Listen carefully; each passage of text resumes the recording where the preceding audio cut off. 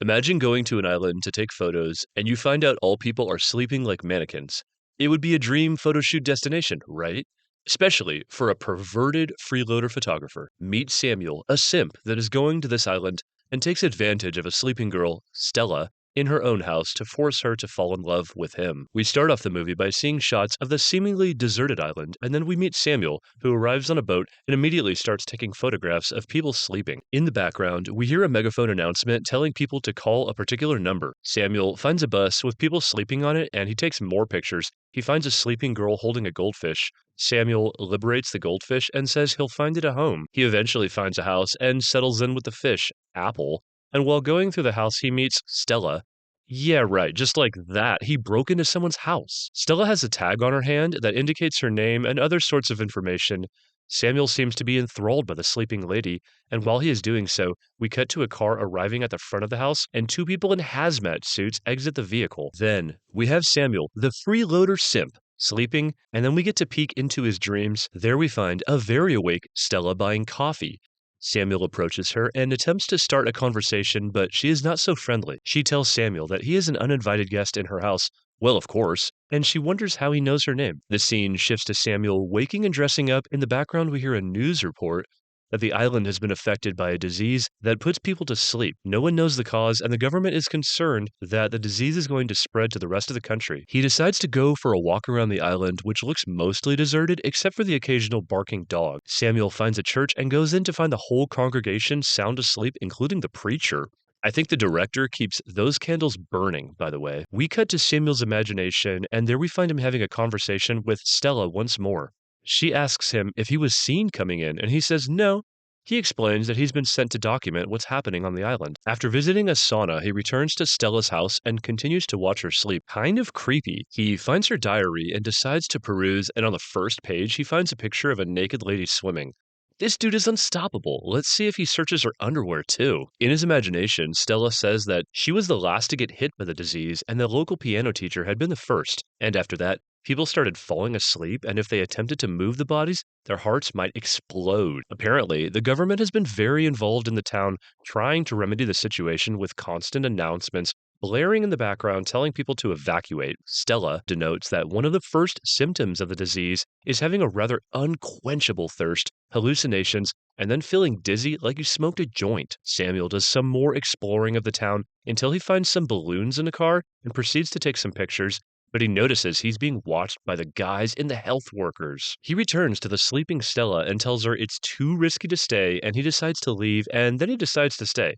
This dude cannot make up his mind. He returns to the house, and in his imagination, Stella asks him why he really came. Samuel's like, I didn't come yet. He eventually admits that he is here because of her. Samuel says that he visited the island a year prior with some of his friends, and he's seen her at the supermarket and also at the restaurant at which they were currently in, but he'd been too chicken to talk to her. The scene cuts to Samuel in a supermarket where he finds a guy sleeping on the floor with what looks like a lot of condoms. Yes, he had protected wet dreams. While collecting his groceries, he notices the health workers outside the supermarket. Two women rush into the supermarket with their masks off. They go around collecting groceries, and while they're doing so, one of them notices Samuel pretending to be one of the sleeping victims. She approaches him and looks for his tag. She finds one on his wrist with the name Stanley. The workers leave the supermarket, and when Samuel sees that the coast is clear, he starts celebrating, going as far as talking to the sleeping cashier and even paying her. In his imagination, he and Stella seem to be having some very strong flirting, which is weird, right? Because it's all happening inside his head. He eventually finds Stella's small workshop attic, her sweater, and some recorded tapes. He listens to her tapes. He wished for some OnlyFans tape from her for sure, but anyway, there she discloses some of the things she finds amazing, such as lasagna, apples, headless Barbie dolls, a wine glass full of beer, and a lot of other things. As she narrates, Samuel imagines going on a ride around the island with Stella. It's all surreal and romantic, and they stick their heads out the window like a bunch of dogs until they eventually arrive at a beach and watch the sunset. There's a moment when they stare into each other's eyes and it looks like Samuel's leaning in for a kiss. He wakes up from his wet dream, seeming to find two health workers outside the house. He rushes with his things and hides as both health workers, a man and a woman, walk in. The man notices the goldfish and they give a subtle nod to each other. They proceed to Stella's room and he examines Stella's body. I guess this must be a horniness pandemic. Until the woman insists they move on and they do. Samuel comes out of a wardrobe where he was hiding. Relieved to have not been found, he lies on the floor next to Stella in a rather sober state. Next, we see Samuel with a jar of water, hinting he's starting to get really thirsty too, as he listens to more of Stella's tapes, which was about the things she dreams of to feel less vulnerable. Things like riding a flamingo, having a furry friend, and a constant smile to look at. In Samuel's imagination, he tells her about the old Greek myth where two humans lived in one body and how they got separated, hence why humans say they're looking for their other half. They end up talking about love and the idea of finding your soulmate, and Samuel looks into her eyes and says that when you find the one person for you, you just feel it in your pants. Samuel ends up going for a hike and ending up in the restaurant, and then he starts crying, saying he just wants to wake her up and he just wants to meet her for real. Shit's getting real. He goes back to the house and starts smoking some of Stella's weed, which puts him in a psychedelic trance where he and Stella start getting nasty. Oh, that's what I'm talking about. He eventually gets out of the trance and feeds the poor fish who's tired of watching his boner while he's dreaming all the time. And he even makes lasagna while drinking beer in a wine glass. This dude is really a creep. In his imagination, he starts arguing with Stella in his mind, and things seem to get out of hand. They both agree that a relationship between them would never work, and Samuel decides to leave Stella again. Meanwhile, the health workers from earlier visit the sleeping sexy Stella again, and upon examination, the man says he has a good feeling about her. Who doesn't, right? Hinting that she might wake up soon. Wet. Next, we see Samuel frantically looking for water, indicating that he's slowly getting infected. But no, it is actually the thirst after long hours of sex in his dream. He eventually finds a house and sits on a couch and slowly falls asleep. Not again. We get to see another psychedelic show as Samuel's subconscious seems to be in shambles. There is a phone ringing in the background. He struggles to find the phone, and when he answers it, it's Stella, and they decide to settle their issues. Again, this is all happening in his head. This dude can't even handle a relationship in his dream, for sake. He says that the relationship between them could work, and he promises to show her how. Samuel wakes up on the sofa, and now he's incredibly thirsty up to the point he drinks the water kept in a plant vase. Not one of his best moments. He goes back to the house, elated to see her again. He finds a typewriter and struggles to write a set of letters for her. He finally gets it right while eating apples, and after what seems like a long time, he's done. The next scene shows Stella finally waking up in the real world. Oh, mother of sleep.